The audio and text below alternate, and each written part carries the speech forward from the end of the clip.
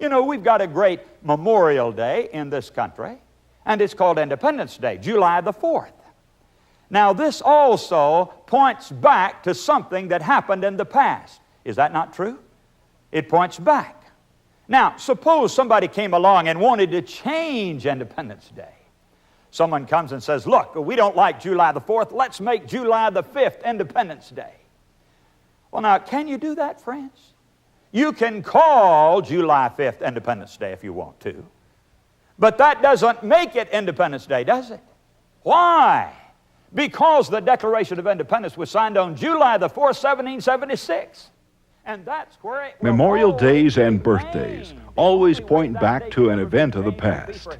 In today's crusade message, Joe Cruz highlights one of the most important memorials of history. Stay tuned for The Amazing Facts.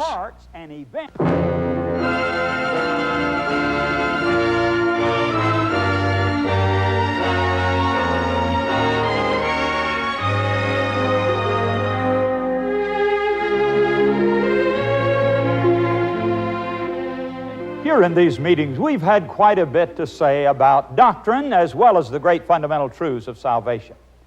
Now, friends, these two things go together like hand in glove. We could never say enough about the love of Jesus and how He came down to this world to give His life as an atoning sacrifice for man.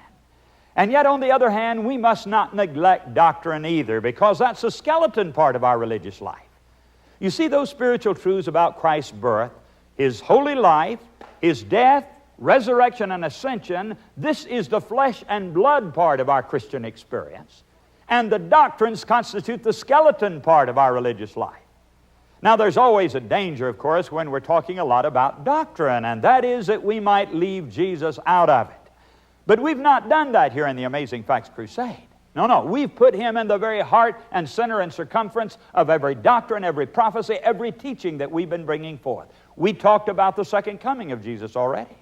We talked about His justification gift and about His imparted righteousness.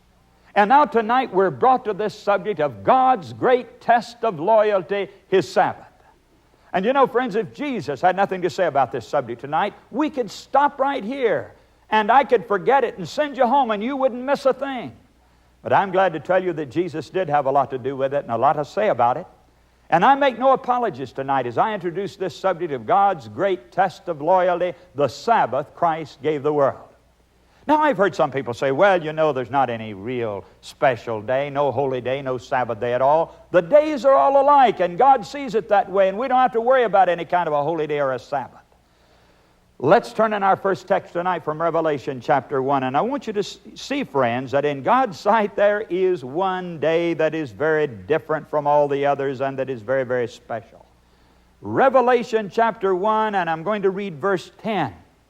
Very, very interesting words. John writes, I was in the Spirit on the Lord's day, and heard behind me a great voice as of a trumpet. Now notice something here. John said, I had a vision on a certain day, and he calls it the Lord's Day. Now he doesn't say what day it was. He just says it was a Lord's Day. And do you know something? This little phrase, Lord's Day, is not found anywhere else in the Bible from Genesis to Revelation. So by simply reading this one verse, we don't know what day he was talking about. We just simply know that there was one certain day that he had a vision on that day. And he wrote it down here. But, friends, it's called the Lord's Day. Now, that indicates that there must be something special about it, right? Something special, because it's called the Lord's Day. Can we find out from the Bible and other verses of the Bible just what day John was talking about when he said he had this vision? I think so. Come back with me to Matthew 12, and we're going to look at verse 8. Matthew 12, verse 8, Jesus Himself is speaking here. And He says, for the Son of Man is Lord even of the Sabbath day. Now get this. If Jesus is the Lord of the Sabbath day, then the Sabbath must be the Lord's day. Isn't that right? If the English language has any meaning at all, that's exactly what it's saying. And do you know something, friends? The commandment itself that was written by the very hand of God says, the seventh day is the Sabbath of the Lord. So even there, it's called the Lord's Day, the Sabbath of the Lord. And then you come down to Isaiah 58, verse 13, and God says, the Sabbath, my holy day. In fact, that's the only day that God ever calls my day. He claims it as His own. So you see now why John said that he was on the Spirit on the Lord's day? That's the Sabbath that he had that special vision on. Now you may wonder and say, well, now why does God claim this day, the Sabbath, as His own in a very special way? And why does He designate it my day and the Lord's day? I'll tell you why, friends. Because Jesus made it in the beginning. Did you know that? Now a lot of people don't understand this. And there may be some puzzled looks out there right now. You're saying, Brother Joe, I thought God the Father was the great creator God who made everything in the world. No, friends, the Bible says that Jesus was the creator. Did you know that? Of course, Jesus is God too. We know that. But let's go in the Bible now to John chapter 1, and I want to read you these words very clearly because many people don't understand this biblical principle. John 1, verses 1 to 3. In the beginning was the Word, and the Word was with God, and the Word was God. The same was in the beginning with God. Now notice that somebody was back there in the beginning with God. And it says that His name was the Word. You see, that's actually what He was called. That was His name. And it says He was in the beginning with God. And the next verse says, verse 3, all things were made by Him, and without Him was not anything made that was made. Now let me ask you something, friends. Who was this Word that was back in the beginning with God who made everything that was made? Well, you just come down to verse 12, or 14 rather, and it tells us, and the Word was made flesh and dwelt among us, and we beheld His glory. The glory is of the only begotten of the Father, full of grace and truth. Who is that? Well, that's Jesus, friends. Christ was that Word who was with the Father in the beginning and who made everything that was made. Now, there are many other texts in the New Testament that say the very same thing. But let's go to Hebrews chapter 1 and read another one that is just as clear and specific as this one we just referred to. In Hebrews 1, verses 1 to 3.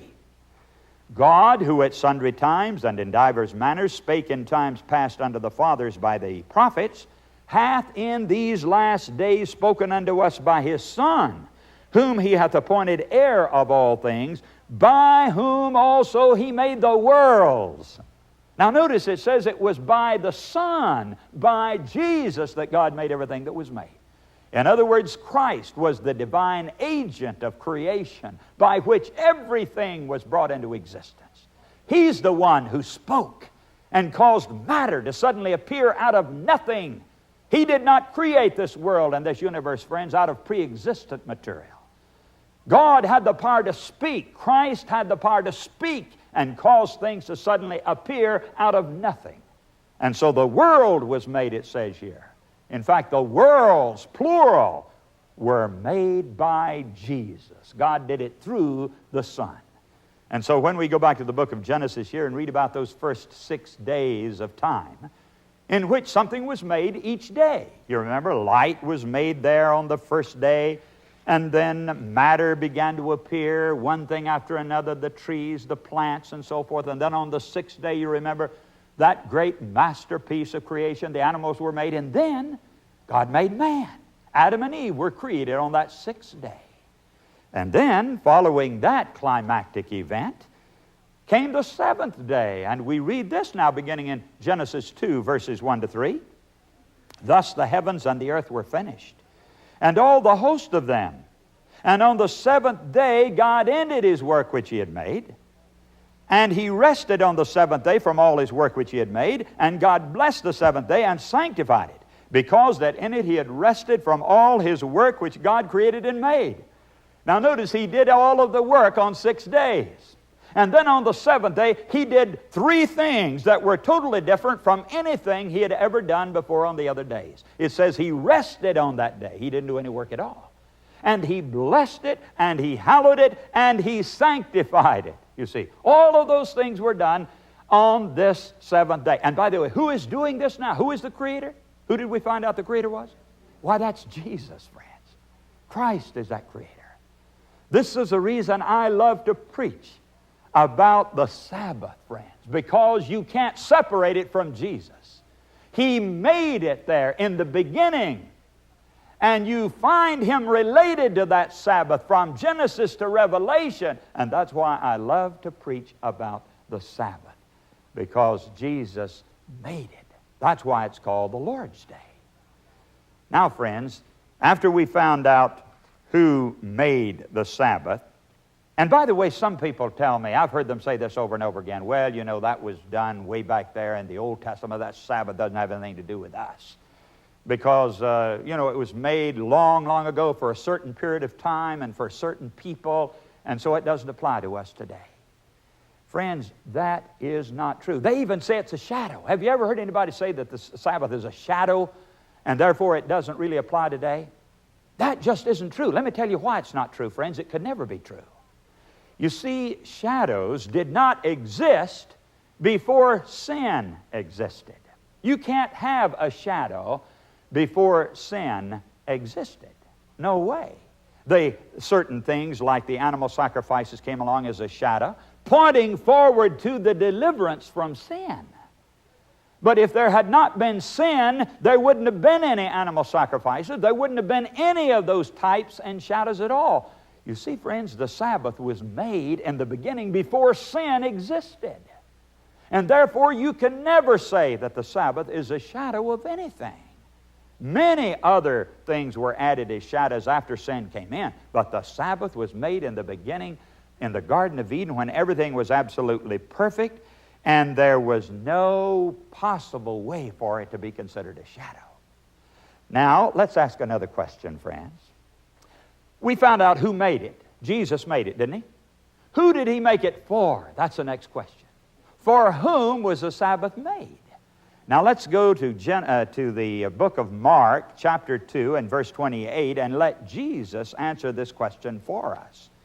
Mark 2:28, Jesus said unto them, well, verse 27, let's read that first. And He said unto them, the Sabbath was made for man, and not man for the Sabbath. Therefore the Son of Man is Lord also of the Sabbath. Now, friends, who was the only man here when Jesus made it? Why, Adam and Eve had been made on the sixth day, isn't that right? And then He made the Sabbath the next day and blessed it and sanctified it. And Jesus Himself said, I made it for man. And by the way, that word man is used in the generic sense. That means that it includes all the world of mankind. That's the way the word is used. And the only man here and the only woman here was Adam and Eve, who had been made on the sixth day. And Jesus said, I made it for man. Well, He made it for them, and He made it for all of their descendants who would come after them.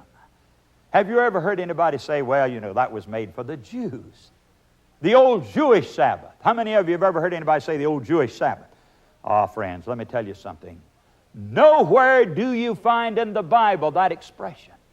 It doesn't say the Sabbath of the Jews. It says always the Sabbath of the Lord. The Sabbath of the Lord. There weren't any Jews in existence when the Sabbath was made. In fact, it would be 2,000 years practically before any Jews would even come on the stage of history. Do you think Christ made it back there for the Jews and put it aside for 2,000 years, and then later on when they came on the scene said, here's something I made for you? Oh no, friends. It's not made for the Jews at all. It's made for man. It's made for man. And that means all mankind. In fact, friends, there were two wonderful divine institutions that were made by Jesus back in the Garden of Eden before sin came in. And both of them were made for man. One of those institutions was marriage, and the other was the Sabbath. Now, the Bible says that woman was made for man. Remember that text? Woman was made for man. The very same term there, the generic word for all humanity. That's the word that's used there when it says woman was made for man. And then Jesus said the Sabbath was made for man. Let me tell you something. If the Sabbath is only for the Jews, then marriage is only for the Jews. That's what we'd have to conclude, because the same word is used for both of them. And friends, Christ made these two wonderful holy institutions right back in the beginning before there was any sin, and gave those two institutions to man. Now listen, Luke was not a Jew. He was a Gentile. And he wrote two books of the Bible. He wrote the book of Acts and he wrote the Gospel of Luke. Now because he was not Jewish, Luke had a way of referring to Jewish things in a very particular manner and pointing them out and reminding people of that. And so you'll find him using these terms over and over again: the synagogue of the Jews, the Passover of the Jews, and this and that of the Jews. But he never said the Sabbath of the Jews. Never. Because it is not the Sabbath of the Jews, my friends. The Sabbath was made for man, and that includes everybody, all mankind. Now, we found out who made it. Jesus made it. We found out who he made it for. He made it for everybody, including all mankind. The next question is this: why did he make it? Why did he make the Sabbath? Now let's go right to the commandment itself in Exodus 20, and we will find the reason for the creation of the Sabbath. In Exodus 20, verse 8, we find these words written right into the very heart of the great law of God. Remember the Sabbath day to keep it holy. 6 days shalt thou labor and do all thy work. But the seventh day is a Sabbath of the Lord thy God. In it thou shalt not do any work, thou, nor thy son, nor thy daughter, thy manservant, nor thy maidservant, nor thy cattle, nor thy stranger that is within thy gates.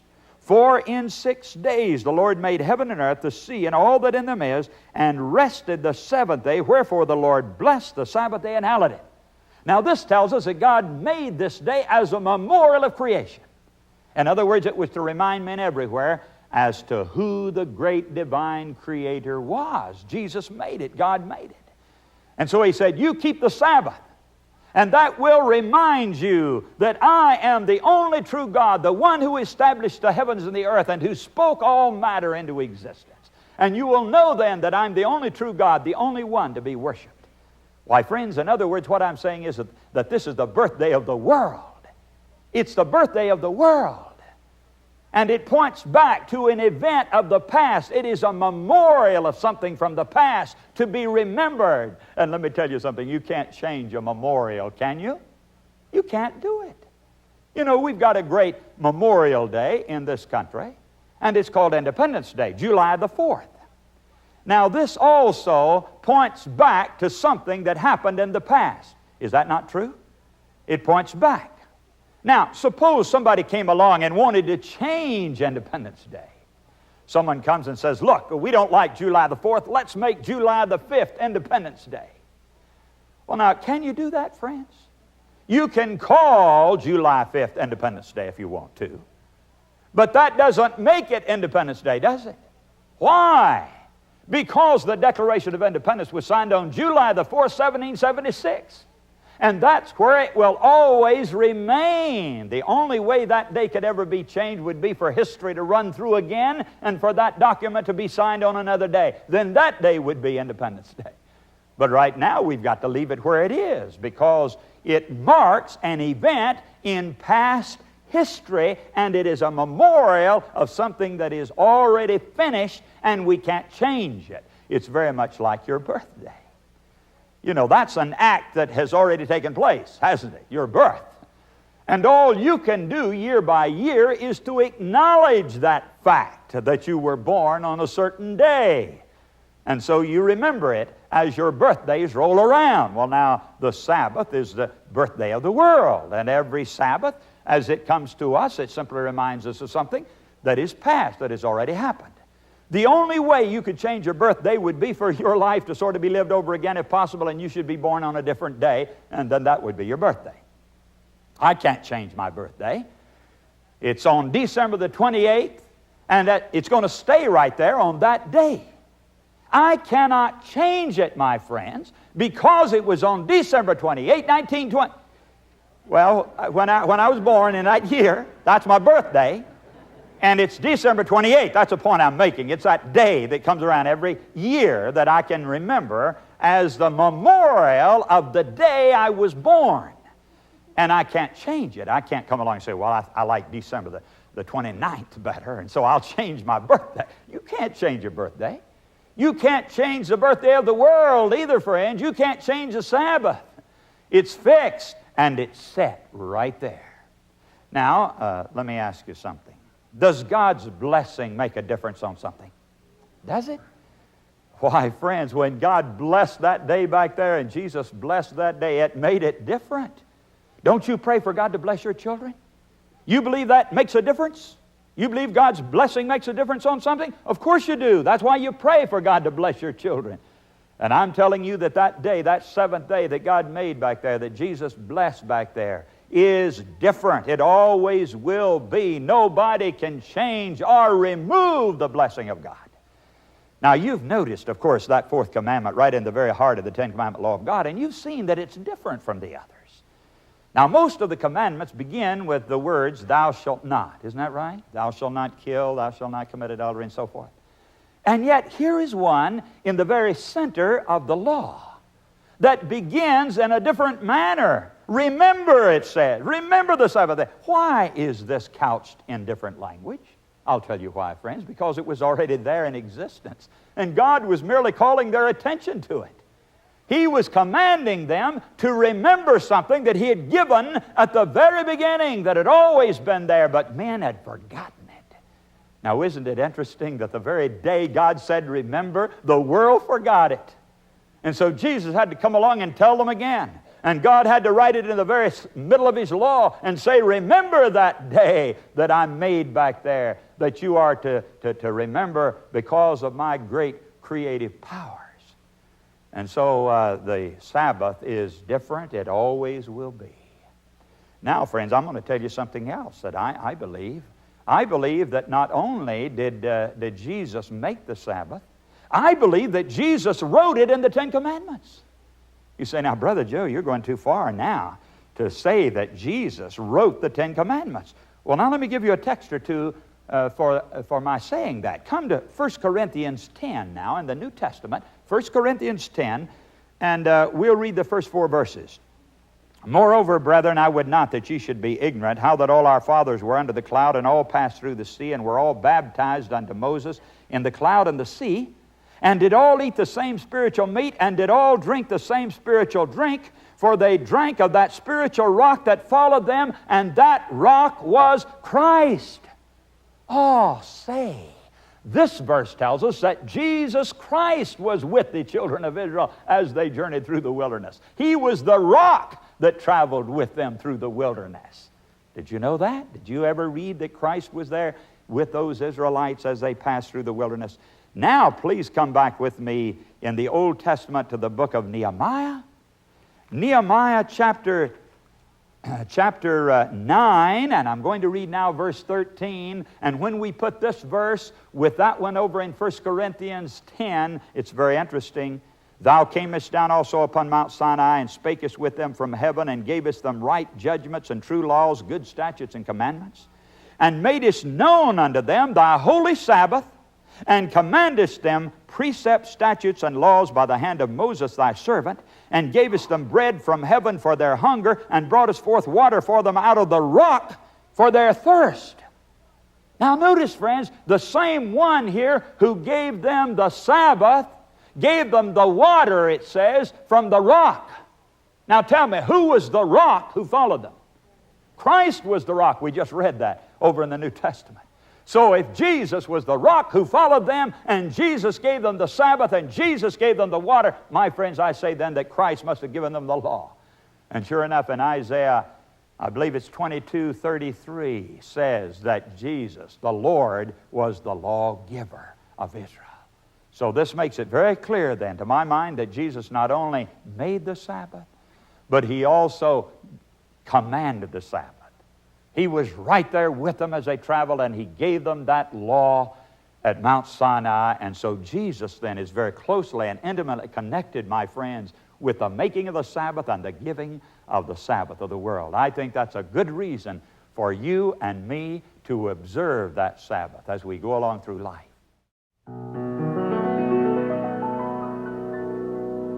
My heart can see when I pause to remember a heartache here is but a stepping stone along the trail that's winding always upward. This troubled world is not my final